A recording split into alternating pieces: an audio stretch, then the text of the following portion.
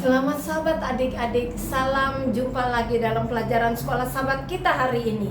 Dan tentu kalian bersuka cita atas berkat-berkat Tuhan, kesehatan, kesenangan, damai, sejahtera, sukacita, semua bahagian kita. Dan sebelum kita belajar pelajaran sekolah sahabat kita pada hari ini, baiklah kita berdoa terlebih dahulu. Mari kita berdoa.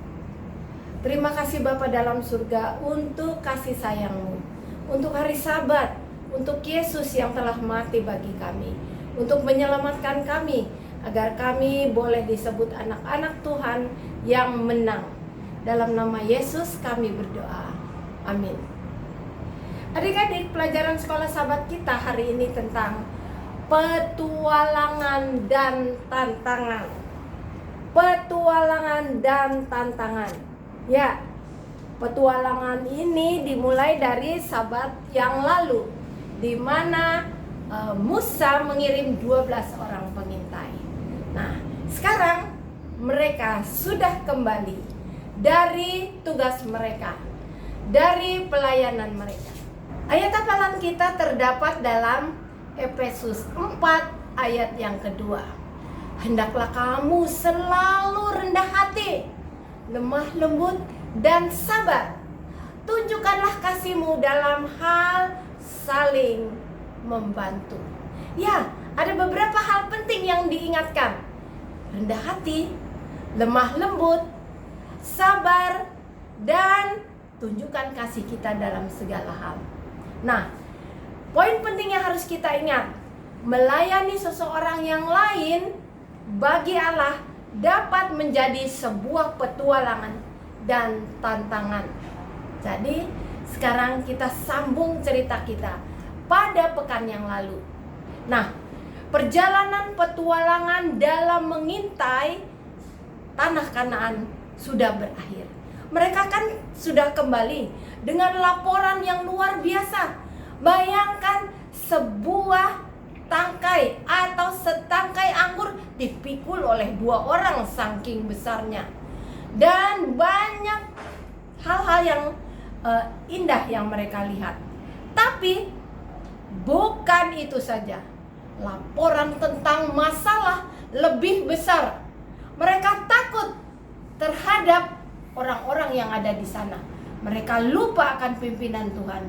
Mereka bersungut-sungut dan bersungut-sungut melawan Tuhan. Akhirnya Tuhan juga menjadi kecewa adik-adik. Dan terhadap Musa juga, mereka selalu bersungut-sungut. Mereka tidak mau menyatakan hal yang sebenarnya. Mereka lupa Tuhan telah memimpin mereka.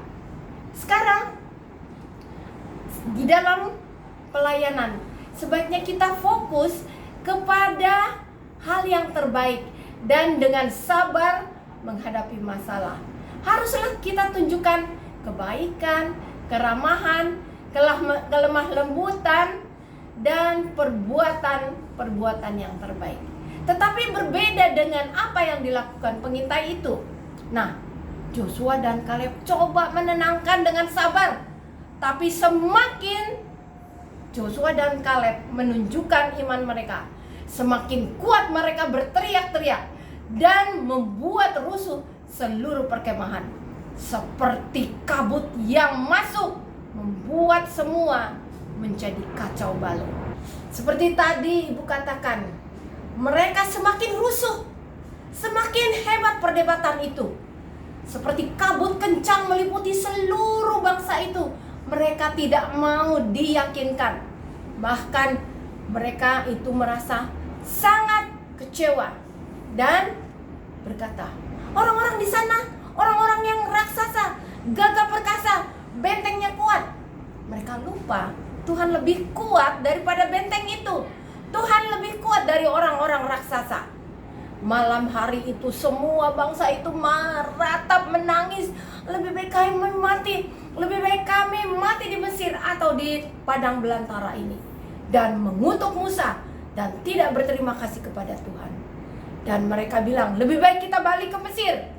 Mereka memilih seorang pengganti Musa sebagai seorang pemimpin. Musa merasa sedih.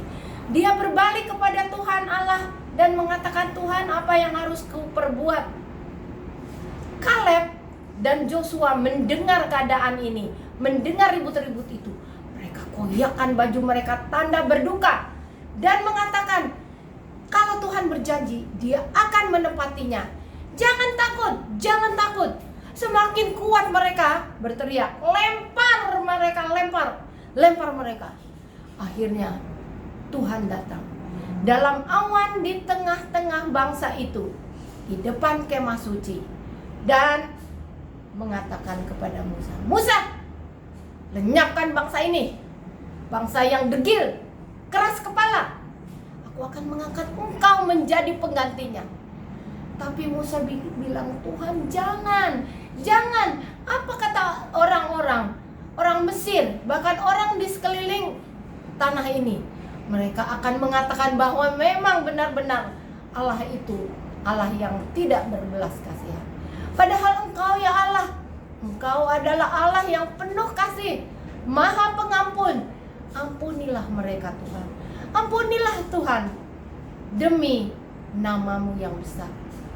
Tuhan merasa sangat-sangat prihatin kepada Musa yang tidak mementingkan diri. Akhirnya Tuhan berkata, Musa, sama seperti keinginan mereka akan mati di padang gurun ini. Bangkai-bangkai mereka akan dikubur di sini. Mereka yang berumur 20 tahun ke atas yang keluar dari Mesir akan mati, kecuali Kaleb dan Joshua. Mereka itu jiwanya berbeda. Mereka bergantung sepenuhnya kepada Tuhan. Oleh sebab itu, dengar, mereka akan mati, tetapi mereka yang menurut dan tidak bersungut-sungut akan mewarisi tanah itu. Musa katanya, jangan takut, aku akan mengampuni mereka. Adik-adik pelajaran sekolah sahabat kita sampai di sini. Marilah kita berdoa.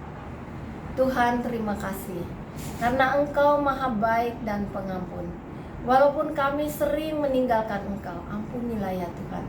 Dan biarlah kami boleh melayani Engkau sama seperti Kaleb dan Joshua, agar kami juga mewarisi kerajaan surga, Kanaan yang Engkau janjikan. Tolonglah kami Tuhan untuk bersabar menghadapi tantangan dalam hidup kami. Dalam nama Yesus, Juru Selamat kami. Amin. Adik-adik, sampai jumpa.